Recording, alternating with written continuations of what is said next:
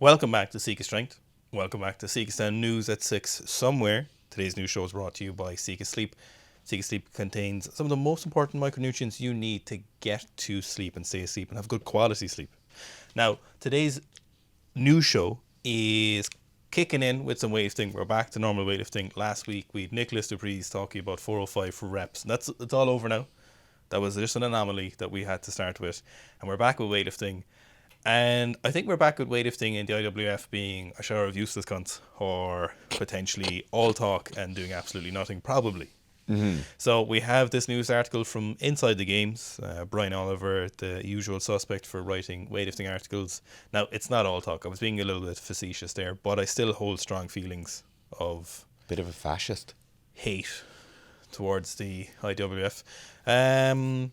Basically, what it is the IWF talked to a lot of different people, federation members, board members, athletes, some companies. I call them stakeholders. Stakeholders, yeah.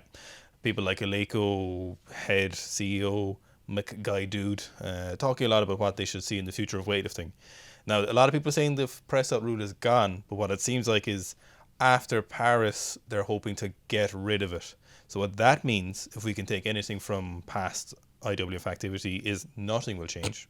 I think in the Pressout rule won't go. They're on about having less referees, less judges, and then there's a couple of different quotes from people here, and I'd probably recommend to go read it. They talked to the head of the Chinese Federation, the Icelandic head of the Federation, head of Aleko, and there's talks of changing the sport, changing the format of weightlifting competitions.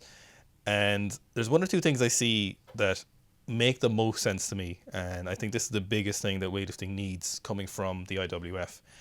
It's not so much that we need changes to weightlifting. I think weightlifting is pretty good as a sport as it is. I think it's not so much the format of the sport that needs to change. First of all, I think what needs to be done most simply is actually engaging with social media from the IWF's point of view.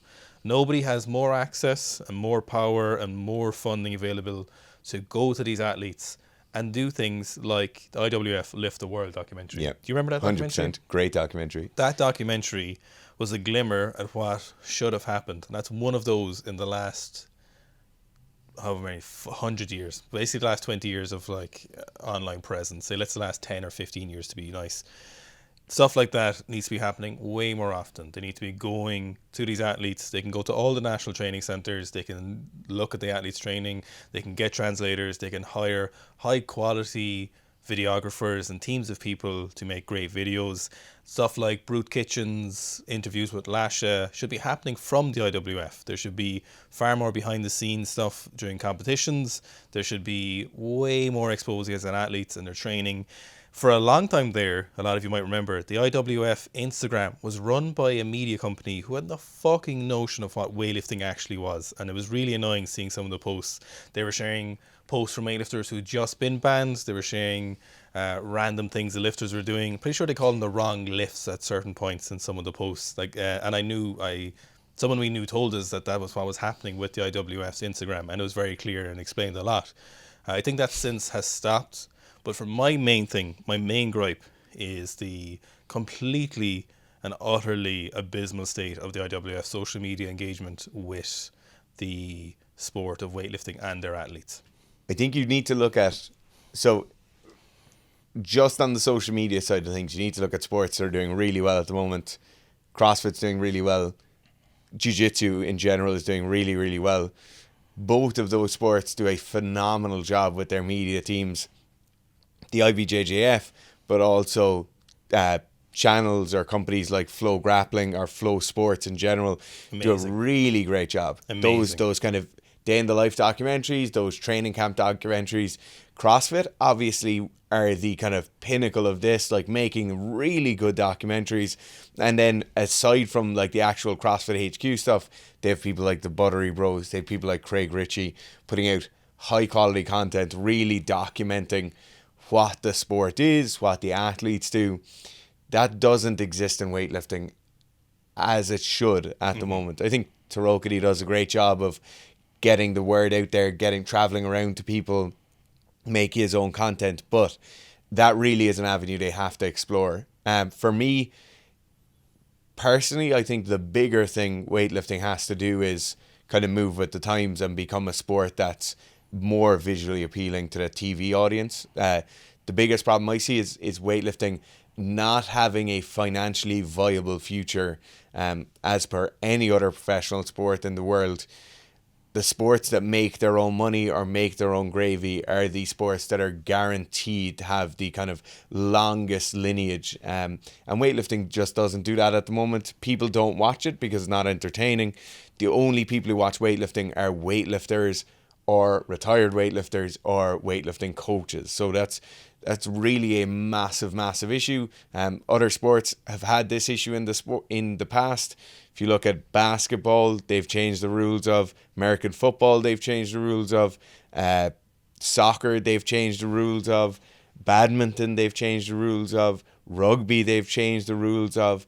Table tennis, they've changed the rules of. Pool, darts. You can go on all day and find sports that are legitimate world-class sports being run very, very well, and they make a couple of changes to not the sport itself, not the movements themselves, but more so the competition structure.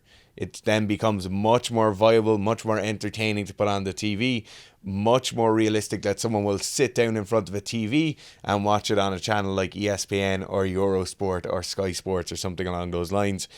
That doesn't seem to be in this current mandate. And the interesting thing with this current mandate is there's actually no mandate. They're not going to release a document. They're not going to have a strategic plan. They actually say specifically that they will not have that plan, which to me, to be honest, is a bit lazy. Like, they should have invested a bit more time, maybe had a committee that after they gathered all this information, they'd then go and set out a strategic plan. But that doesn't seem to exist at the moment. There's kind of a thought process where, you should pay a little attention to people's words, so don't take too much notice.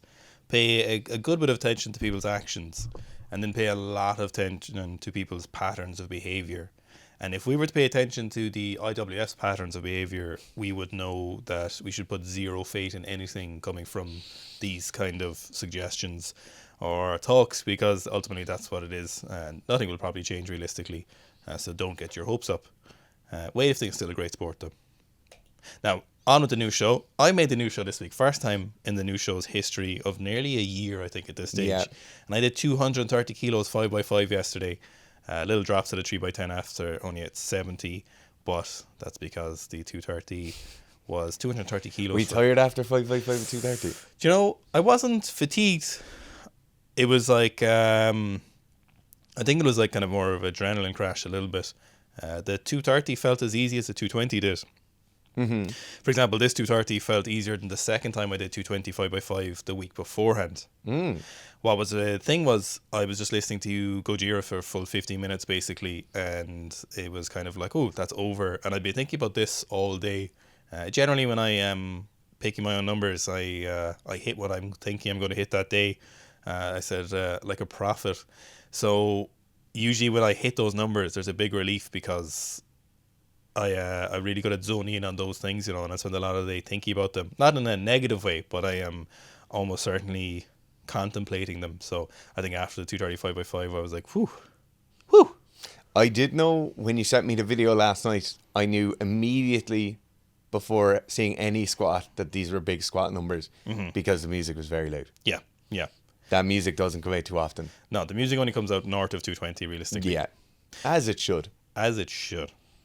Now, moving on, we have the European Under-23s and Juniors going on at the moment in Bucharest in Romania, and we have everybody's favourite, Giulia Miserendino from Team Italy, winning the 71 kilo class with 107 kilos in the snatch and 123 kilos in the clean and jerk. And she missed 122 twice and clean and jerked 123 then on her third attempt. Unfortunately, we don't have very many good videos at the moment of any of the lifters, so this is one of the reasons I wanted to show them up. A little bit of those kind of weird slow-mo videos, and our thoughts on those kind of things that do be going on.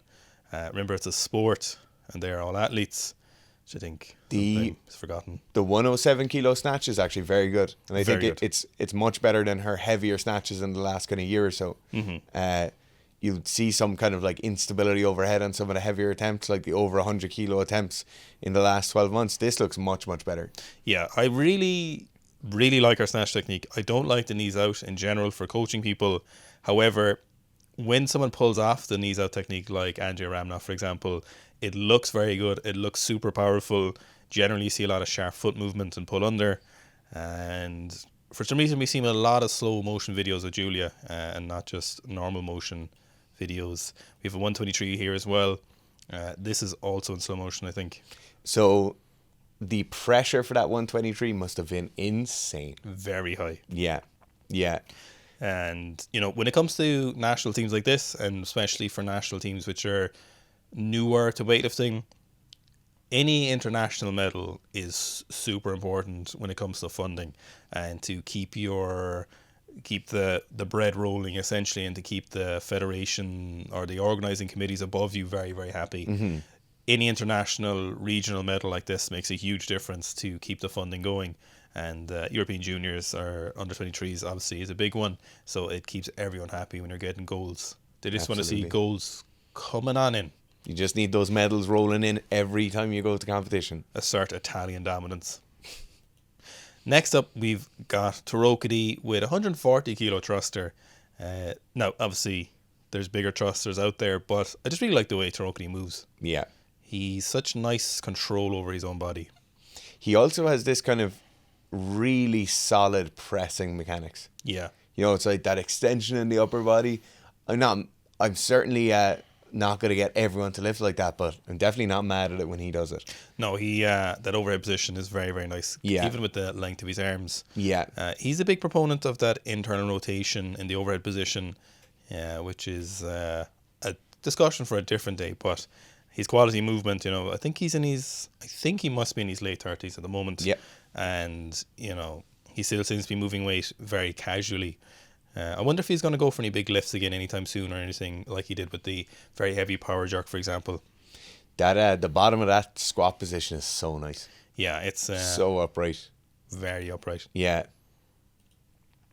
Next, also from the European Juniors, or technically the under-23s, we have Nina Sterks of Belgium with an absolute balls out 120 kilo clean and jerk. We'll just get the non-slow motion version of this. This is the epitome of how you should recover a jerk you're about to lose. Yes. So good. So clean obviously looks very heavy, as it is a very heavy clean, but does a great job on this jerk, or on this jerk recovery. Yep. So she's weighing in at 59 kilos, and that's the definition of leave it all on the platform. Yeah. There's no way you can go home and be like, shit, I could have done another 3 to 5 kilos on that clean and jerk. Yeah. It's really a case of, that was maximum clean and jerks. So this is a really good time to bring up a point. We had a video a couple of weeks ago coaching 2 lifters and their kind of jerk technique. And one of the things we're coaching is that recovery where you take a half step back with your front foot first. And someone was asking in the comments like why you want to do it. This is the epitome of why you want to do it. So large movements with the lower body obviously mean that there's going to be larger movements in the upper body or more instability in the upper body. This is the exact reason you take a small half step back with the front foot first, and then you recover it kind of bit by bit, just allowing you to have that weight a small bit more secure overhead, small bit more stable. Now, Nina just turned 21 last week, and she has already been to 1 Olympics, so it's, the future of weightlifting for her is going very well, I'm sure. Absolutely. Next, we've got filling in for Archer Manchbov, because we probably won't see any lifting from Archer Manchbov for a long time, unfortunately. So Lee Sang is filling in for the new Archer Manchbov section, and this is the Lee Sang section, who I think is a great filler. Yeah, I'm definitely not mad about that. So 215 for a set of 10. If anyone's been following Lee Sang lately, he's been just doing some ridiculous volume on the squats and deadlifts. We have a full episode coming on the Korean National Training Center experience, and we touch on Lee Sang's style of training. And it's not the national team way, But what it is it's a pure horse weight. He's Oh fucking my God. 215. He is in insane shape. Now I will say, no, there's not. He's in insane shape, but the video makes him look more insane shape. Yes. In real life, he's not as insane. Triple bodyweight squat for 10 reps. Yeah. No, his feats of performance are as insane. I'm just talking about physically. Yes. Yeah, as in like up front, up close. Crazy. Loves taking off his shirt, apparently. Yeah. That's what Jang said. Now, next we've just got this really cool photo series or collage of Shi clean jerking 198 kilos to mark the year since Tokyo Olympics. Wait, last year? Mm-hmm. Fuck. No. Wasn't it? No. 2 years ago. 2021. Yeah. 2 years ago. My God. What the fuck? My God. Where did the last 2 years go? So this 198 kilo lift. One of the weird things about the Olympics is that we don't get any training hall footage, or very little, unless it's from the athletes themselves. And generally you're not allowed to record things in a professional manner because of the egregious and all-consuming property rights of the Olympics. So we get stuff like this, which is kind of cool. And I'm You sure know, we'll have... this brings up another point I meant to talk about on that weightlifting paper earlier, is that weightlifting really needs to get away from the thing where the Olympics is the only thing that matters. Yeah. They need like a big competition every year, every 2 years. That's the main one, because the problem at the moment where you have Euros is big for some people, Pan Am's is big for some people, Asian Championships is big for some people, but you need a big competition. Yeah, like something every 2 years after the Olympics. Yeah. Some massive weightlifting competition. Or maybe a series over the course of the year. They could pair it with the IPF Worlds. Next up, we've got Lasha. Lasha is gearing up for the World Championships in Saudi Arabia in September. And if you're wondering why is the World Championships on in Saudi Arabia, it's because of a thing called sport washing. Have a look at what sport washing is. Anyway, it's on in Saudi Arabia. I bet it'll be a class World Championships, to be fair. Lasha, I'm putting my money on the platform here now. Okay. I'm going to say this is probably going to be Lasha's last Worlds, because he's going to do the Olympics next year, and I reckon we're going to see a retirement after that. I think that's going to be it. Yeah. If I was him, that would probably be a good call, unless there's something left unfinished. But he really has fucking done it all, except for the 4 Olympic golds. And I don't know if his doctor would like him to do that. You know, it's just insane that 210 looks like this. Yeah, he's really fucking everyone over, isn't he? How is that a thing? I'd be 210 kilos in a snatch looks like that. I'd be so mad if I was other supers, because if your family would be like, you snatch, don't you? You're at the Worlds. And they're like, yeah. And they're like, what did you snatch? Like 200. Not knowing 200's an amazing snatch. And they'd be like, this guy's doing 210. Is he a super as well, or is he a different weight class? And you're like, no, he's actually the same weight class as me. And then you're just going to be really sad. He's just ruining it for everyone. Yeah, like Gorman Asian really got fucked over by being around the same time as Lasha. But oh my God. God bless Lasha. Great looking snatch. Now, here we've got Tom Stoltman to leave our weightlifting section behind, doing a single arm deadlift with 220 kilos. He did use straps, but I'm not sure that matters that much. Tom's just big, isn't he? His brother's even bigger, though, is the thing. They're just big lads, like. Yeah, it seems right that they're Scottish. Yeah, it seems perfectly. Or maybe if they were Welsh. No, I think it's better they're Scottish, to be honest. Yeah. Just a phenomenal deadlift. Anybody who calls him out on not locking that out just needs to just take a serious look at themselves. Someone did say this is the same as 440 two-handed, and I have to agree. That's the same thing. I couldn't see how it's not. I couldn't see how that adds up to not being... No, it's not the same thing. Someone said don't use straps, test your grip. And Cody also lifts weights. Cody Paul, who said that. So I have to imagine, Cody, you just don't lift that much, do you? What's going on here? Like, I just hope Cody is joking. I hope Cody's on like a 250 kilo single-handed deadlift without straps. Yeah, so that's when you can say stuff like that. Yeah. Or he's done 800 pounds for reps. Yeah. Yeah, if you've done massive weights, like, okay, you can say things like that. People really need to stop commenting weirdly different opinions on videos. Just shut the fuck up sometimes, I think. What are you talking about? Yeah. I'm going to translate that for Dara. Sometimes they just shut the fuck up. Like, honestly, just say, he's just doing a gym lift. Shut the fuck up, you know. Like, it annoys me so much, those stupid comments. Luke just put up, or Tom just put up a 220 single arm deadlift. He competes in strongman. This isn't an event. There's nothing to test here. He just put up a 220 kilo single arm deadlift. Like, shut the fuck up. I just want to say one thing as well. That Tom doing that and then walking away like embarrassed in front of the camera is like a teenager when your mom's like, no, come on, before you go to your like prom or something, when they want to take a picture of you. Yeah. And you're like, oh, don't video it now, come on. Yeah. But it's a 220 kilo single hand deadlift. Yeah. Next, we've got something super egregious. So outrageous is this Alvin pressing 182.5 kilos strict press from the rack. Strict as strict and super easy. Very handy. This makes no sense. Yeah. Usually they come out here and it's kind of floating and there's a bit of a something, you know. Yeah. He like sets his hips and then doesn't move anything and just starts pressing. Probably the most impressive strict press I've seen in a while. I can't think of anything. This is definitely the strictest press I've seen in a while where I've been like blown away by it. Do you know, Glockoff is probably number one strict presser. There's a lot of big strong guys, like for example Larry Wheels, who might press something very big, but sometimes it's a little bit of a push press. And not to take anything away from them. But if you were to compare to Glockoff, for example, off the shoulder, and he's super strict or whatever, you know, there is it is noticeable. So it's very noticeable how strict this particular one is. What I will say is the only advantage Glockoff has is he sits it all the way onto that front rack position. And to be fair, unless you're an international weightlifter constantly working on that mobility, you're not going to have that mobility. No. With 180 kilo strict press. But this is insanely impressive. Has Glockoff done 182?